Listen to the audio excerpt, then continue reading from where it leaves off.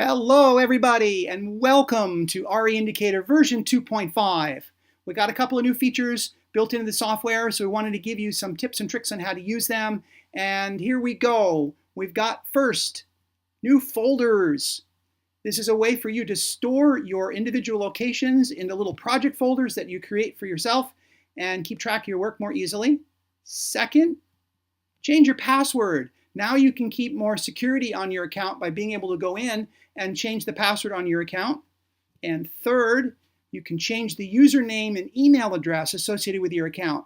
This is particularly helpful for us because if you change your email address, then you can go in the system and tell us what your new address is so that we can always be in touch with you as needed. So why don't we dive in and take a look at how to use these features. Okay, so I'm going to flip over here into a signed in account.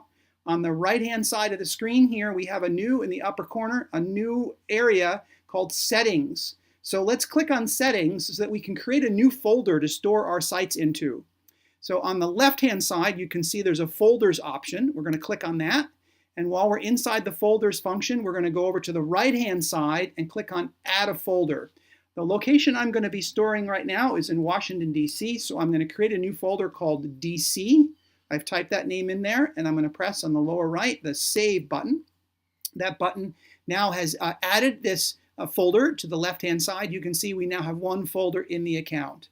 Going back to the map in the upper right-hand corner, I can click on Map View, and it brings us right back to that beginning panel. And I can open up my Locations panel by clicking on this red bar with the white arrow in it. And I'm going to type the name of an address in here. This one is 1868 Columbia Road, Northwest. There it is, Washington, D.C. showed up. So I'm going to put that arrow down onto it, get the yellow behind it, and click on it so that it becomes the address that we're looking at. And you can see now it's the blue dot in the middle of the map. That's a good color for right now. I'm also just going to call it 1868 as an abbreviation for the name of the location. And then I'm going to press Save Location. Now you're going to see it's popped up on the screen here that we have a folder called DC and we have an unsorted folder. You should know that all new addresses that you add to the system start out when they're created being put into the unsorted folder. Once you have put them in an unsorted folder like that, you can then move them as you need to the other folders. So for example, I've opened up unsorted. I've shown that 1868 is in there right now. On the far right-hand side, we have this new little icon here for folders. I click on that once, and I can see that DC is one of my folder choices, in fact, the only one right now. So I click on that, and it's now relocated that particular location into the DC folder. I'm going to open that up for you. You can see that it's right there in the DC folder. And I'm also going to show you the unsorted folder. When I click on it, there's nothing in it. So all my points are sorted out into different folders. So that's the new functionality for the folders. You can create more folders, you can rename folders, you can move points between folders, you can delete folders, and all of that is covered in different how-to videos on the main website. So look for your how-to videos if you want more instructions in those topics. I'm going to go back to our look of ideas. So reviewing the folders, there's a settings function in the upper right-hand corner. Now we're going to go on to the second topic, which is changing a password, also available with the settings function in the upper right. So let me go there to the screen again and show you that underneath the settings in upper right, when I click on that, you can see now that in here, there's a change password function in the upper right. So I click on that right there. You notice it does need your old password, and I know that old password. And then as I type in my new password, I'm going to type in QWERTY 6789. That's a terrible password. I don't want you using that as your password, but I wanted to create something that you could recognize as I'm typing it. Here, I can click on the eyeballs, and you can see that that little eyeball now reveals what our new password is going to be. That way you're not wondering what it is that you've typed.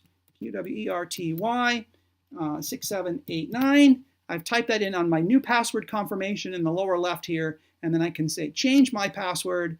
And there it is. I've changed my password. I'm going to update my Chrome browser to record that information so that it remembers on my computer, because I'm the only one that uses this computer. So that is a secure thing to do. You wouldn't want to do that on a computer that you're using elsewhere. So that takes care of the change password function. The last one on our list for this release is the ability to change the username and email address that's with the account. So let me show you that briefly. Over here, back on our main page here, I'm looking at my settings function here. So now I go back to home, and you can see after I've clicked on home in the upper left, I have the ability in the upper right to go back to map view.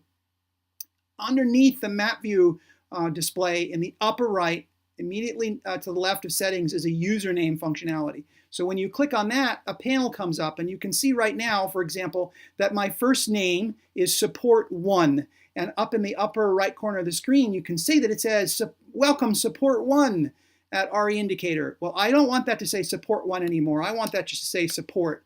And notice also that when I do that, and when I'm in this panel, I can update the email address that's associated with the account, and that's handy too. So I'm going to submit that to the system, so it'll no longer say welcome Support1, it'll now say welcome support. And there it is. So now those are the 3 new functionalities that are a part of RE Indicator 2.5. We're thrilled that we were able to bring them to you. Keep looking back on the website for more videos and news about new updates. For now, so long.